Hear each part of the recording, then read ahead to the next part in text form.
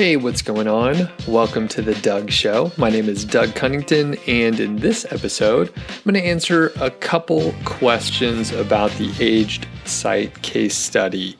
And they will be about like flipping the site versus keeping it and deciding like which site to purchase, especially when you have a limited budget, which is basically everyone. Everyone has a limited budget. No one has an unlimited budget. So if you're new to the show, welcome. I really appreciate you checking it out. If you're new to the case study as well, and you don't know what I'm talking about when I say aged site case study, let me quickly explain here. Basically, the premise of this case study is to buy a pre-made site, happens to be an aged site, and outsource as much of the work as possible so that we can get a positive ROI as soon as possible as well. So again, if you're brand new, you should probably listen to some of the other episodes as well. I talk about this case study quite a bit. And in fact, I sort of have a like raw notes page over on my blog, Niche Site Project. So if you go to nichesiteproject.com/ASCS for Age Site Case Study, you can see some of the notes, and I'm basically like consolidating information. There's no narrative around it. It's just like my raw notes page. So at some point, I'm very much looking forward to actually like documenting the process and putting that narrative around it. But it's been interesting to work on the case study sort of in real time, talk about it here on the podcast, talk about it on YouTube, and just execute. And I'm not worrying about like documenting it yet because I'm still in the middle of it. I don't know how it's going to turn out. What I can tell you is basically things are looking good. I'm recording this at the tail end of August, and it sure looks like we're going to hit $100 already in one single month, the month of August. And that's great because the site is it's been in my possession for less than, I think, like 70 days or so, right around 70 days. Anyway, it's looking good. Now, one of the questions we got in is a voicemail, which is really cool. I kind of whine, I guess, to get these voicemails. It's nice to get someone else to, lend a hand. I do interviews, of course, but I do probably half of these episodes are solo. Just having some interaction with the audience is really cool. You can leave a voicemail yourself. There's a high likelihood if you send one in, I will play it on the air. I'll give you a shout out. In fact, this is 100%. Actually, I realized that when people are listening to podcasts, much like myself, you're out doing something else. You really don't have like the opportunity really to like leave a voicemail in a convenient way. And I've literally thought, hey, I'm going to leave a voicemail for, a specific podcast or whatever. And I never do, even though I'm like a huge fan and I really want to leave a voicemail. I've never done it. So anyway, if you do have a chance, it's really cool. If an email is more convenient, feedback@doug.show. That is the best way to get your question on the air. So I'm not going to do too much rambling on today, at least not at this point. Let's go over to the voicemail first.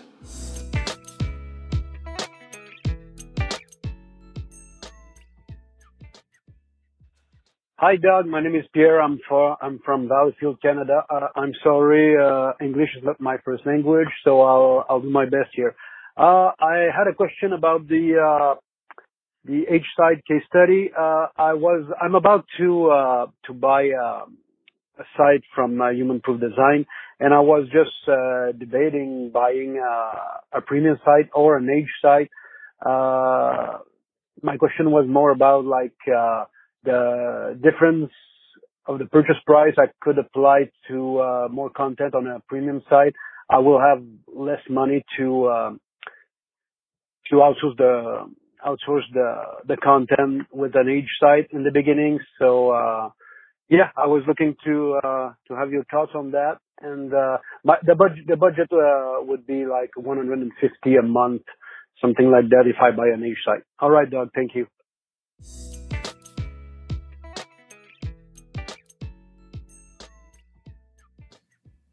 Thanks for sending in the question, of course. And I think your name was maybe Darren or Garrett. I'm not 100% sure. I couldn't hear exactly in the voicemail transcription. Wasn't sure either. I know you're from Canada, and I do appreciate you sending it in. So let's get down to the answer.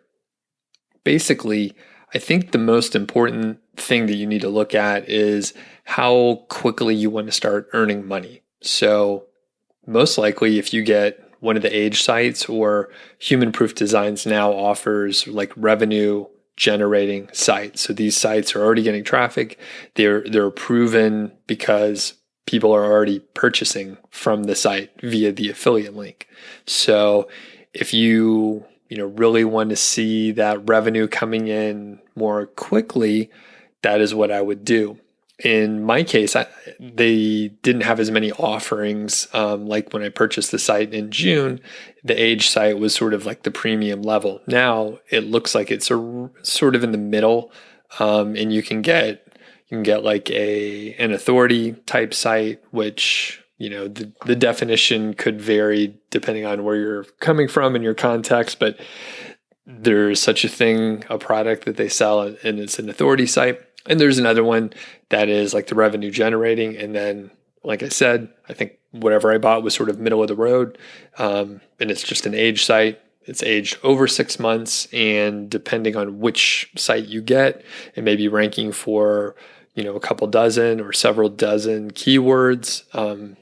And it may have a certain amount of content. I'm not sure. I don't know all the offerings over there. I am an affiliate, so I'll just mention I'm an affiliate for any of the products I'm going to mention today. So I get a commission if you buy through my link, which I appreciate it. If you do, I will most likely buy a beer or a couple beers for myself. So, it's going to a good cause, a good place. So anyway, you have to look at, if you're like, I want to make sure I'm pulling in revenue as soon as possible so that you get that quick win, or these are at least two possibilities. I think there's probably many others. So the other possibility is, okay, you have a fixed budget and you'd rather, I guess, invest in the content, and you'd rather not have the revenue coming in as quickly. You'd rather maybe have to deal with the sandbox a little bit more, but it would, in the long run, probably be a higher leveraged expenditure. So let's just say, for example, I should have wrote out some numbers here so it'll make sense, but I'm just going to make it up on the fly and try and do easy math in my head, or I'll just avoid numbers altogether. How about that? That's easier. I'm just going to avoid actual numbers, I think. So if you invest more money in one of the revenue generating sites, let's take it to the extreme level. So there's really some contrast here. So let's say you have a revenue generating site and you're paying some amount for it, a lot more than one of the starter sites that basically has a small amount of content. It is probably not ranking for any keywords, and potentially its age is only a few weeks or a couple months or something. I don't know how old they are, but basically you have a pretty strong contrast there, like brand new site, not ranking for anything, and then an age site that is bringing in traffic and in fact that is making sales as well. So let's sort of like do a thought exercise and see how it plays out over time.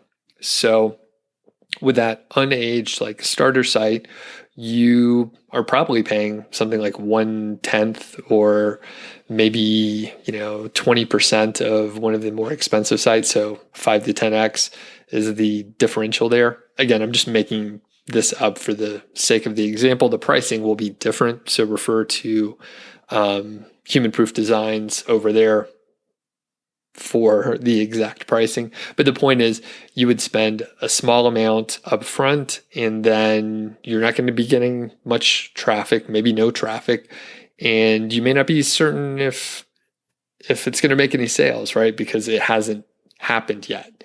And I can appreciate the fact that if you haven't built a site before, if you're new to affiliate marketing and you're not sure if it's going to work, you may be hesitant just because you haven't seen the business model in place for yourself.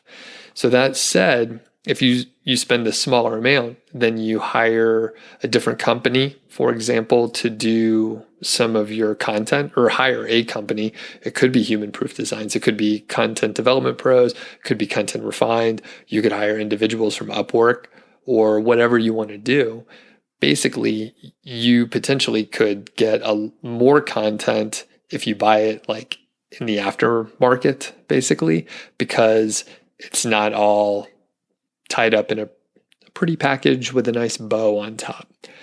When you're paying for these services up front and everything is sort of it's like buying a house or something like that. Like if you serve as the general contractor, like you have to deal with a lot of BS and you have to do all this admin and keep people on schedule, and it's a lot of work.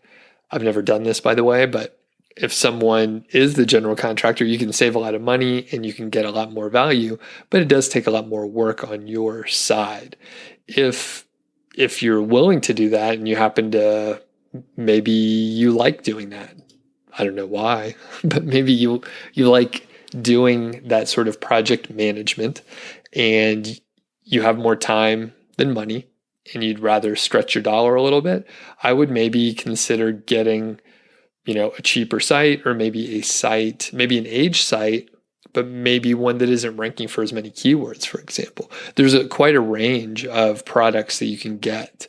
So looking at the other extreme, if you get a site that is ranking, it is getting traffic, it's actually making sales, you're going to be paying a pretty high premium for that. However, you may really need that, right? Like from a sort of psychological standpoint, to have those purchases, to have the site like generating revenue on day one. Day zero is already generating revenue. Like, Google likes the site at least a little bit. You can get Google to like it more and you could publish more content, right? So, and obviously the big issue is the budget. Right. So if you're stretched thin to purchase one of these more expensive sites, then you may have to wait a little while before you can invest more into content. And again, like either you have time or you have money. Or if you have both, then you could really get a lot done. So I think at the end of the day, you have to look at your specific like budget, what's most important to you specifically, which, I can't say for you.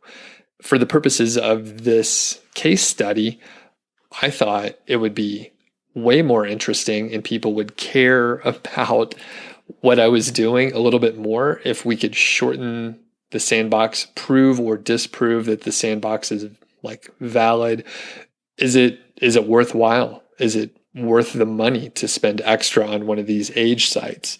From where I sit right now, under 80 days in, I got to look back and see how many days it is. Under 80 days, it sure looks like it's fucking working great. And I mean, I put a lot of work into it. I recently recorded a YouTube video where I talk about the budget and how much I've spent. I'll do one of these episodes for the podcast as well. But I mean, I've put a lot of money in. I'm not anywhere close to like breaking even, but I see a path to it. And I think it's going to work. But it, like, from my perspective, I had to look at it not only from like what's important to me, like making money at day one or being able to get more leverage for the content that I'm, I guess, paying for or writing myself or whatever. And for me, it seems most interesting, again, to make this a more remarkable case study where people would actually like remark on it and tell other folks about it. It's like, hey, how quick can we get some revenue in? And can we like challenge assumptions? In fact, those assumptions that I was trying to challenge are my own, because I thought that these like age sites, maybe they really didn't work much. also done for you sites. For probably a couple years, like 2 to 3 years, I was generally against them. If someone asked me if they should buy an age, or not an age site, but a done for you site, for years, I was like, nah, I think you should probably like pass on that unless you fit into, a pretty narrow category of people. So anyway, hopefully that's helpful. As normal, I can't answer like exactly. I can't give you the answer. If it were me, all right, fine. Gun to the head. If it were me and you told me I had a limited budget, most likely I would go for one of the either cheaper age sites or something that is more middle of the road. I think there's value in, taking that shortcut. There's not many shortcuts you could take, but this looks like a pretty good way to cut out 6 months of sandbox time. So, you also can look at like how long, not just your budget, but like how long have you been like interested in doing this? I recently talked to, actually this conversation happens all the time, but there's a person that I hadn't talked to in a while, and I caught up with him, and he's like, yeah, I've been researching affiliate marketing for, like 3-4 years. And I kind of know how it works. I've built websites for people and I understand like the mechanics. I haven't done it before. And I think it can work, but I'm not really sure. This person has a relatively like high budget. So I believe that, he would be a great candidate to potentially buy a site just to like get the business model working and have confidence in the process and confidence like in the business model in general. So, and the big thing is like he's been waiting and stalling and hasn't executed yet. So that's one thing, like it sort of like shortcuts it, and like you have money on the table, you have some skin in the game, and you're probably going to follow through on it, especially if it starts working within days or whatever, just like my age site. The other side of it is if you're just, if you've just discovered affiliate marketing, you're just learning about it, it may be good to pump the brakes and maybe do a little more research. And it may turn out that for whatever reason, you don't like the business model. I don't know why I really like this business model, but everyone's different. People may want like just a different way to spend their time. So I can respect that, of course. Anyway, so you may have to look at like how long you've been thinking of doing it. And if you've been stalling and not taking action, spending some money, sometimes, not always, is a great way to kick your ass into gear. So again, thanks a lot for the question. And we're going to shift. This other question was sent in via email, feedback@doug.show, and it's from my devoted follower. It says Rudy. All right. I'm going to try and read this out. I'm going to do my best to read it out. And it's very complimentary, so I'm going to read the whole damn thing. All right. Hi, Doug. I'm eagerly following your ASCS journey. You're giving me, and I am sure many others, a viable alternative to the long and tedious task of building a successful website on our own.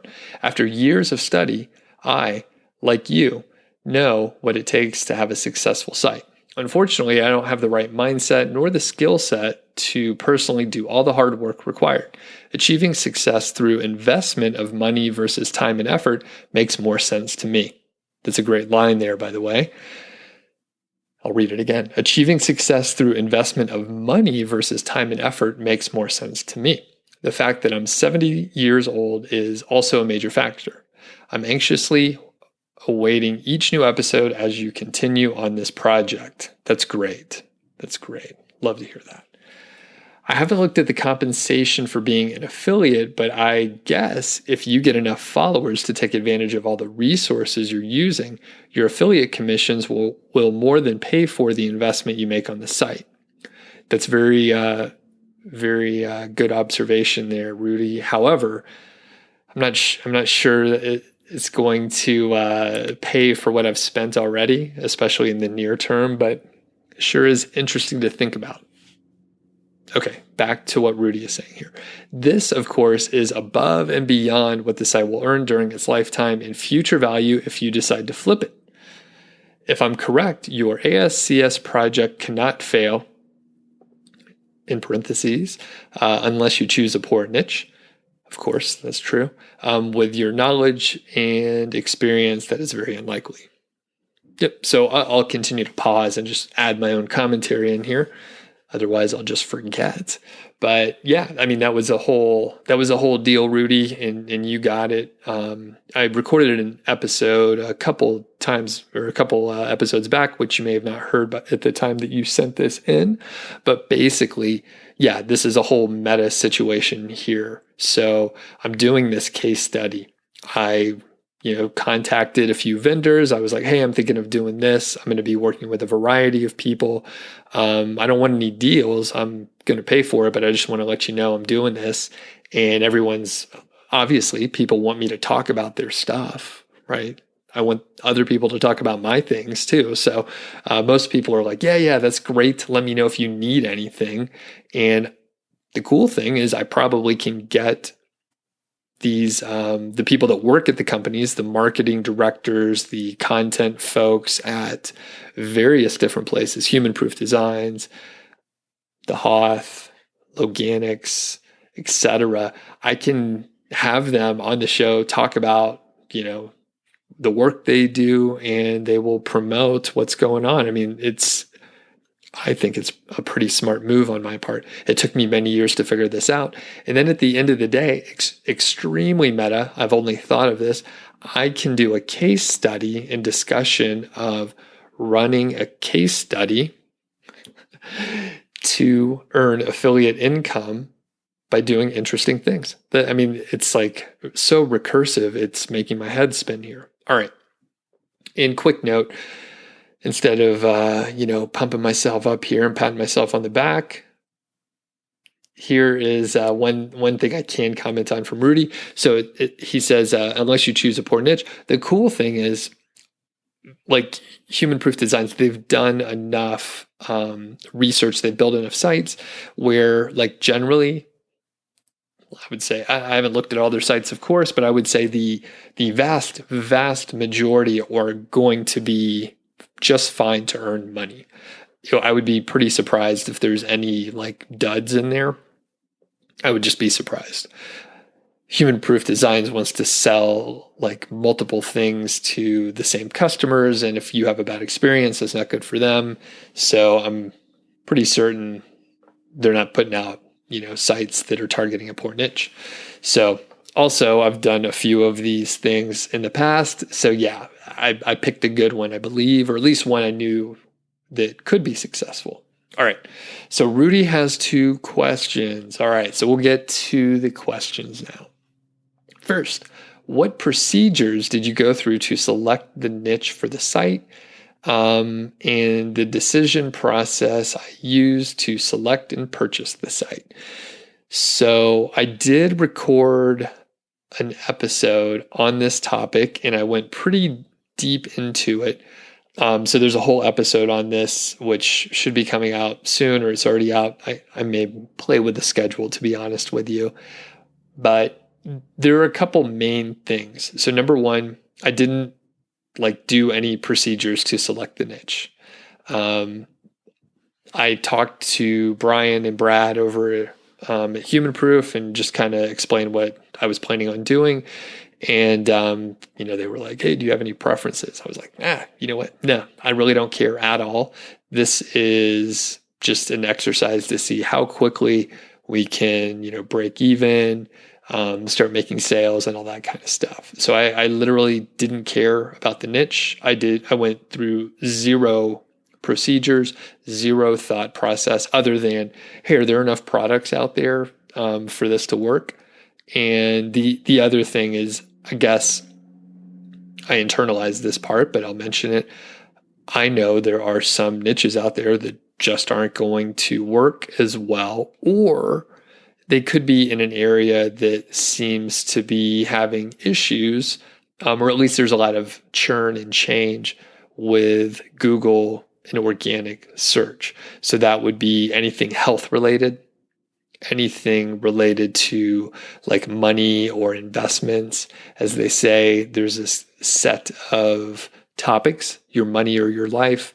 And basically it's like anything related to money, anything related to health, or medical or anything like that. So from what I saw, I didn't notice anything in that area. So it wasn't in my decision-making process. But I know that if I saw something like that, there are a few that I would just avoid. So that's the answer to part one of the first question. Part two is around the decision process to select the site.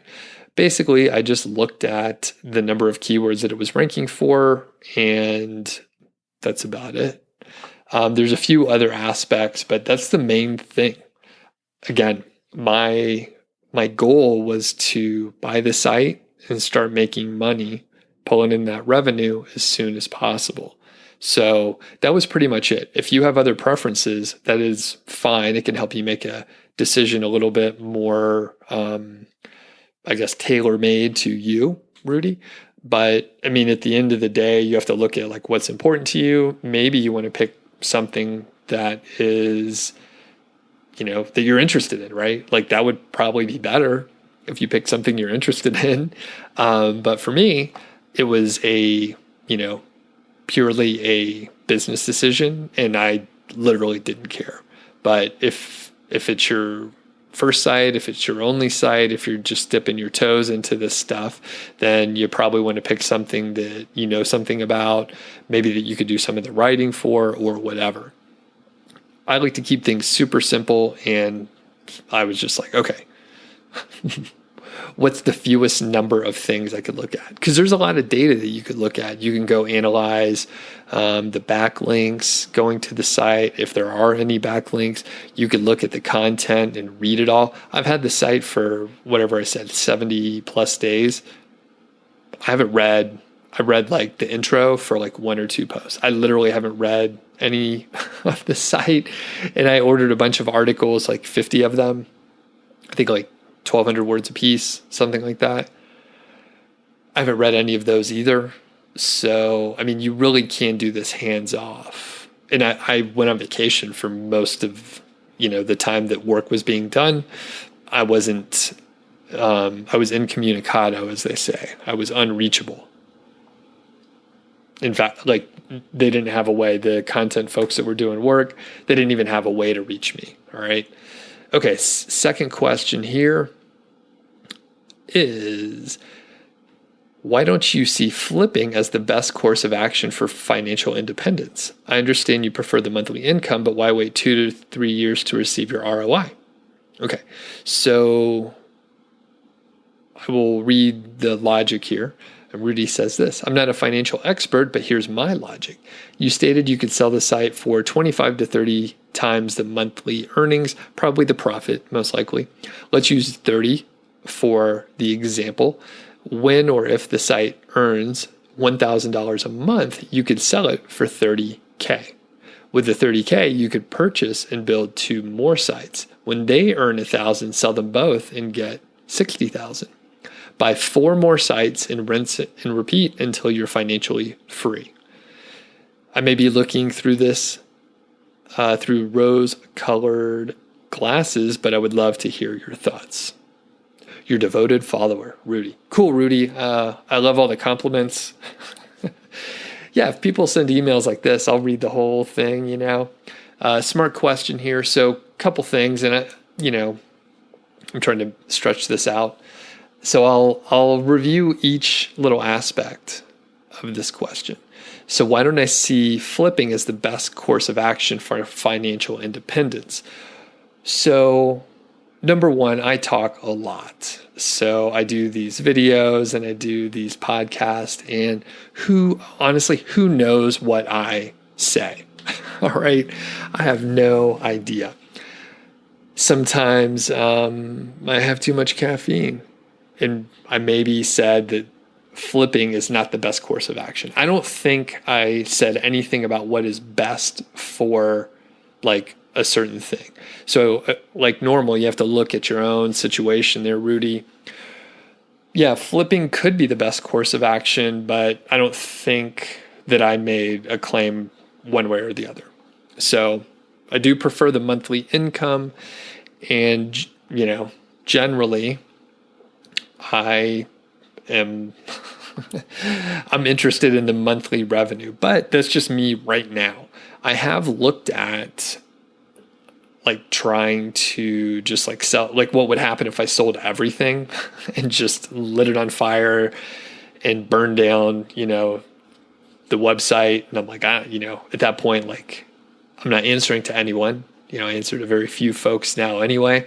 But like at that point, it's like any content that I would publish would be 100% pure, because it would just be like I'm not pandering to anything.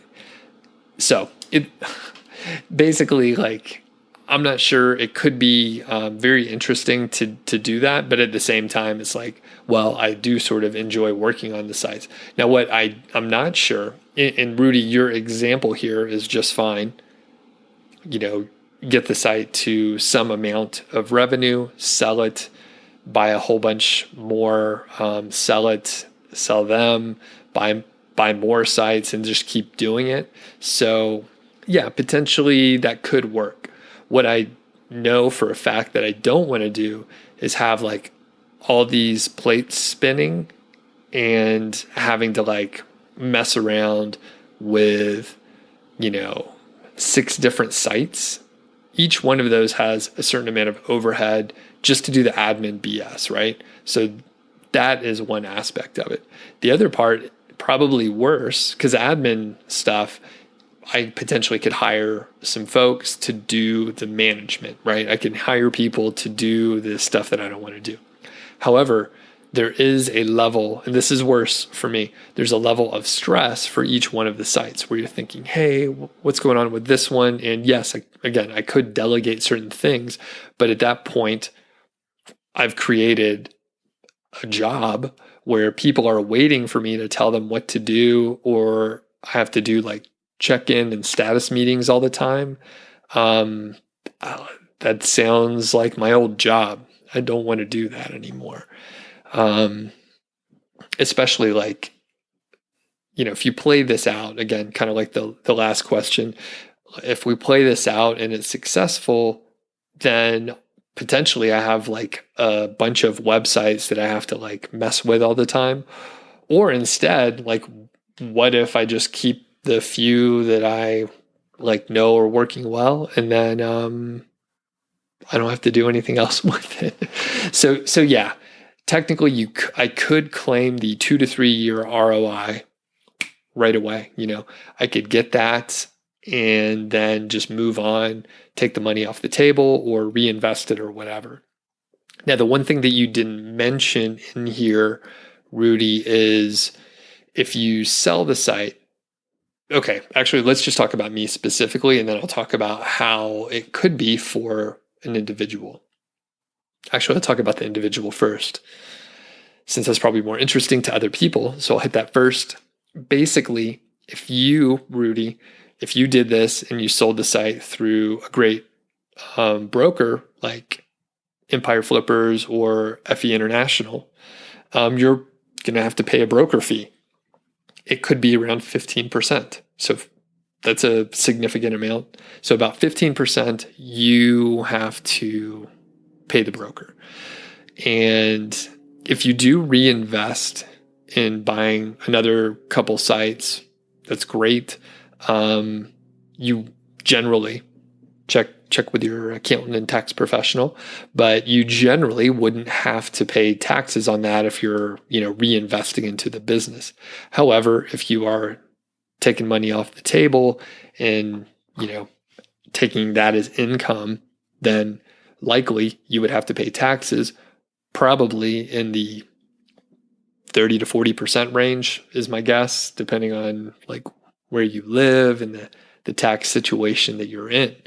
So quickly, if you are taking money off the table, your profits kind of get eroded. It still work. I mean, obviously, if you're making money and selling stuff and creating value and all that, like you'll come out ahead.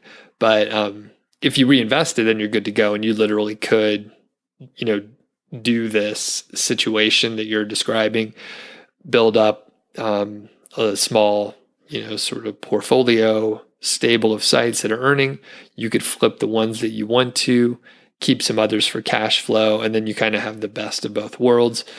For me, like I said, I've tried to manage multiple sites, and either I get stressed out, things get neglected. I'm not like super into it. This is interesting, by the way, to do this whole like case study, because I'm doing something a little bit different. And, part of it is just like, okay, I have these set of skills around affiliate marketing. How can I apply it like in slightly different ways and do like interesting things where I'm executing so that I can talk about it to other people, right? People seem to be interested in this stuff. So again, it's like taking those skills. So this is interesting, but if I'm just doing like more and more and more and scaling, not as interesting to me. So it's kind of funny. I do get obsessed with like internet marketing and like different aspects, keep research, of course, and some aspects of like scaling a business. But in other ways, when you start doing stuff for a while, like everything becomes a job, right? So if you don't, keep it fresh and do other things to keep your interest, you could end up creating a job that kind of sucks. And I've started to go down paths like that where I was doing a lot of work, making pretty good money, I would say. But I just didn't like how things were progressing, and I didn't enjoy the work I was doing. And I created a situation myself that I didn't enjoy. Luckily, it's easy enough to get out of those kind of situations most of the time. In my case, it was. So anyway, I'm just trying to prevent me from getting into a situation, prevent myself from getting into a situation where I'm just like not enjoying the work that I'm doing. So that is the overall, and I'll do a quick summary and recap here. So number one, as far as choosing the site, choosing the niche, I basically just looked at the number of keywords because that is what aligned with my goal. Earn money as quickly as possible in, a niche that looks like it has good potential. Almost all of them do, at least the ones for like the done for you sites that I've seen out there. And then the other part is, why not flip the site? Just for me, I'd rather have the cash flow. And I'm not really, I don't know what I said before, but I'm not against flipping it. But just in general, I'm probably not going to, but maybe I will. And for me, it's a little bit different, right? So I talked about how flipping could be for the individual out there. However, I'm special, I do have a little bit of a platform, so I could probably, number one, reach out to individual investors, which if you have been around this sort of stuff for a little while and you've networked a little bit, you may have noticed there are like individual investment groups. Sometimes it's just like a portfolio manager out there. Sometimes it's like a group of friends or family that they have like an investment, not a club, but like an investment group, and they pool their money together and they're like diversifying. They're getting online properties instead of just like standard things that they had been purchasing, just because it's, good ROI, maybe higher risk than certain other investments, but it's diversifying like far outside. Like let's say an investment group was buying like apartment buildings. Buying online properties is going to be like pretty distinctly different than, that market of apartment buildings. Anyway, the point is I potentially could sell it to a private investor. I could sell it to someone in my audience. And there's a pretty good likelihood that I could sell the site for more than the 35 times monthly profits. There's a good chance I could sell it for a decent amount more than that. And by doing that, I wouldn't have to, deal with the broker fees, that's 15%. So pretty quickly, like the equation changes quite a bit. So if it's making, say, $1,000 a month, if you could sell it for like 30K with a broker, then you would have to, pay them. What is that? So you got to pay them like $4,500 or something like that. And then if I just sold it directly to a person in my audience, I maybe could sell it for 40,000, and maybe I don't have to pay any broker fees. So at that point, like, it changes a lot. I mean, that is something like 40% if I'm doing the math right. Like if you're pulling in, selling it at a broker, you're only getting like 25,500. And then if I can get like 40,000, like that's pretty significant.